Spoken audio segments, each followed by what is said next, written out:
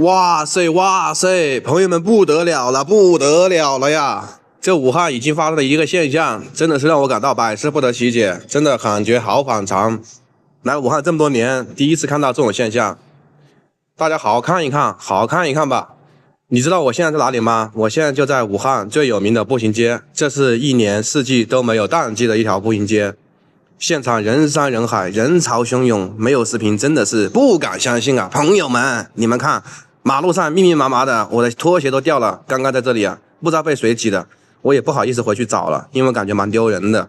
今天穿个拖鞋出来，给大家看看武汉最真实的现状。你看啊，有人说我又在这里瞎扯，大家都穿的什么衣服啊？短袖的也有，长袖的也有，外套也有。武汉真的是这个火炉城市啊，还有这个什么，就是昼夜温差比较大嘛，所以能看到很多人穿的衣服都千奇百怪，各有不一样。可能早上出去呢穿个外套，中午就得穿短袖，不然得热晕啊。晚上呢又得把外套加起来，昼夜温差特别大。所以大家如果来武汉旅游啊，还是要备一个外套，长袖短袖都要备啊。你知道现在出现了一个什么现象吗？就是武汉已经提前开启了人山人海模式。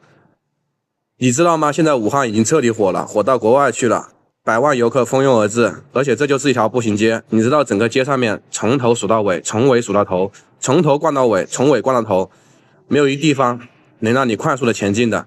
本来20分钟就能逛完的一条街，现在至少要1个小时，而且周边店铺琳琅满目，生意都是好的不得了。很多人都说抱怨大环境不好，如果你来武汉走一走，你会对生活更加有信心了。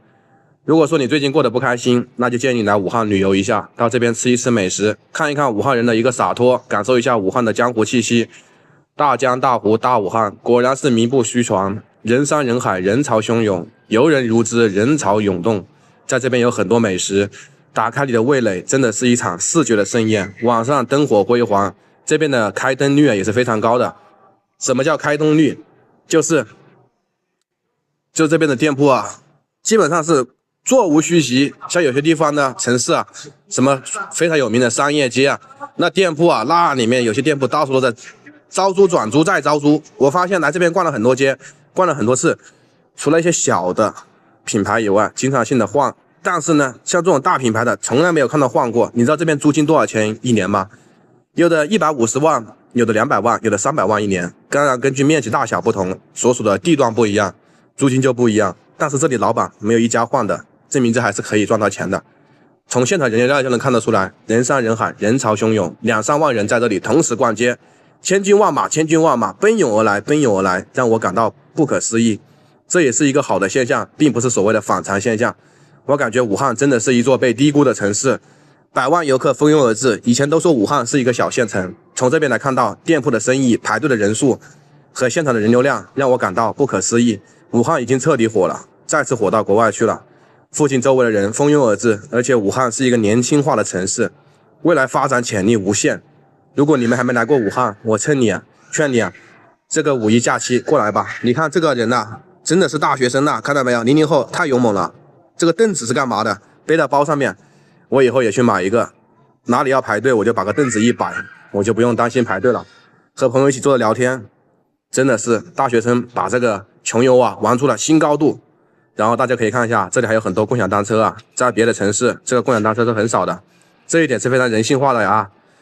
而且呢，如果说这里面能够走共享单车就更好了，当然你走的话也没人会去劝阻你，以前的话也是不能走的，现在能够走了，证明呢非常人性化了。上下的身段啊，大家可以看一看，这边的建筑啊真的非常漂亮，这边的人啊真的是非常的多，这边店铺啊真的是琳琅满目，这边的东西说实话也非常的亲民。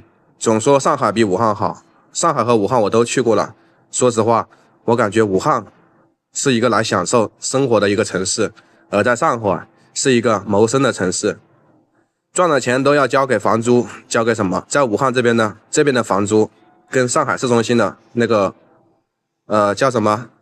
那个叫黄浦江畔的南京路步行街，那边是差不多的一条步行街嘛。但这边的房租可能只要2000多一个月，2室1厅1卫1处，而给你把所有的家电给你包好。上海那边同样如此，可能就要8000。虽然上海工资多个1-2000，但是呢，那边真的是入不敷出啊，收入永远是小于支出的。但武汉这边不一样，你能存到钱，即使收入低一点，但大家活得开心啊。你看每个人脸上都是喜气洋洋的，活得很开心的样子。如果你在你的城市活得不开心了，来武汉走一走吧，最好能来武汉定居，买个房，做个生意看一看吧。